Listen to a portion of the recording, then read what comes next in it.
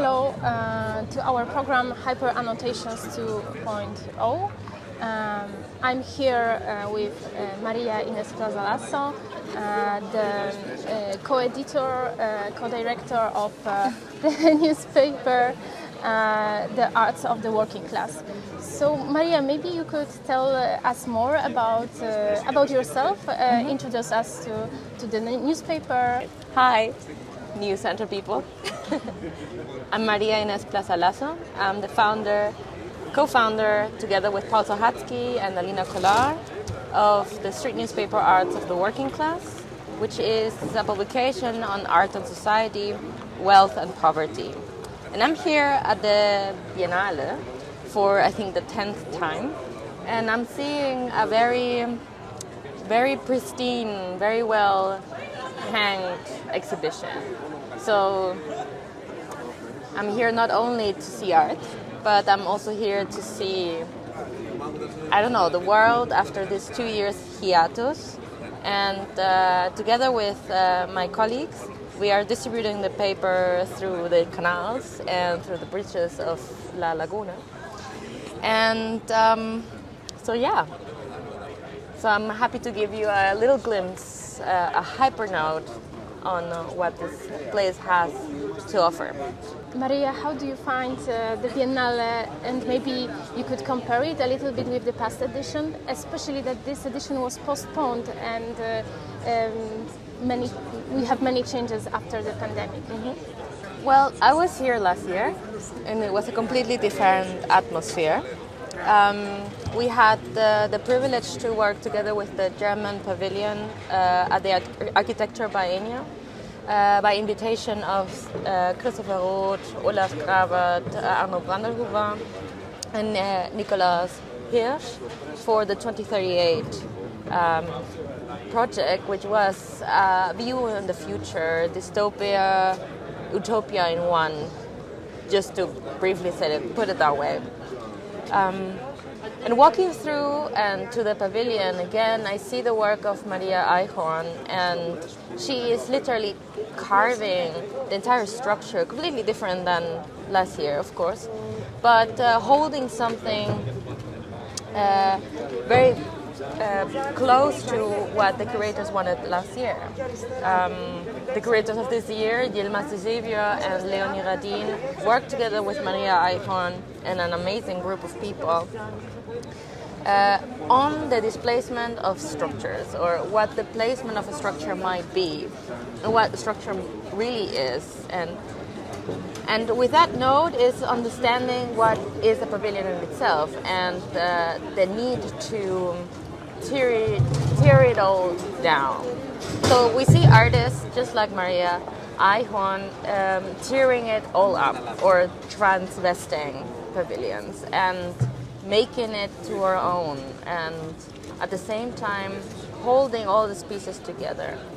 In a world that feels fragmentary, flat-rated through simultaneous proximities and networks, this biennial feels like a very clear and calm mind, basically. So that's the curatorial achievement of Cecilia Lemani. Seen from my point of view, an art worker myself, with curatorial and critical devices on my hands and in my eyes, I'm able to see that there is the possibility of holding everything together, and at the same time it feels so ambivalent. So yesterday I had a completely different feeling about what I was seeing. I was feeling shrunk in this accordion of identity politics, these cantics, these incantations of struggles and revolving around resistances, but everything's the same. So this cacophony was completely overwhelming. But then understanding also the work of Teresa Solar, or looking into the work of Sandra Muyinga, Blosh me at the Albanian Pavilion, and I'm actually on my way to the Uzbekian Pavilion. We see that we're dealing with the inertia of hypercirculation, but we're also confronting our own amnesia. And what I could maybe gather from this second day, or this second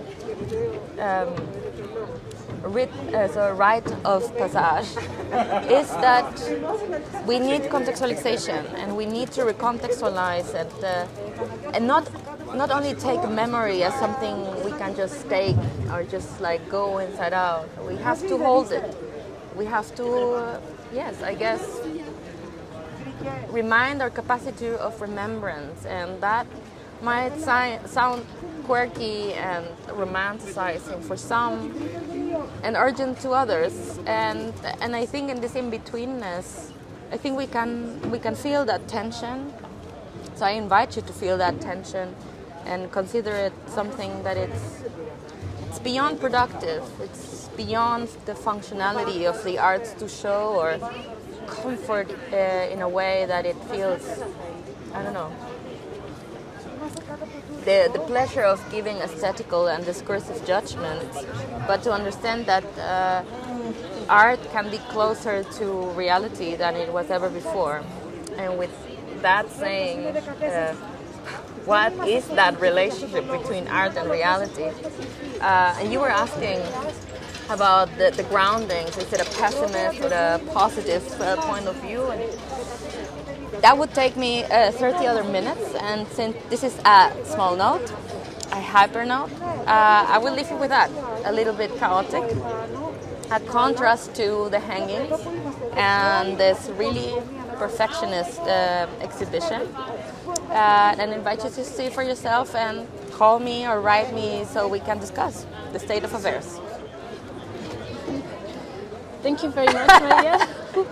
Sorry to overwhelming you. I think you had questions, and then I just ended up doing a monologue. It's great. It's great. Just it was perfect, I think.